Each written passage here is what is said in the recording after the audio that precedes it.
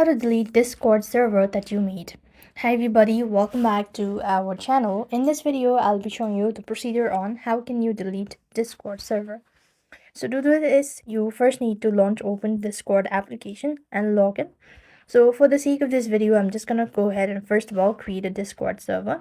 So scroll down right to the bottom and from the left hand side corner, click the plus button. Click on create my own and select what is it for. And I'm just gonna go ahead and give a name as tutorial and click on create server.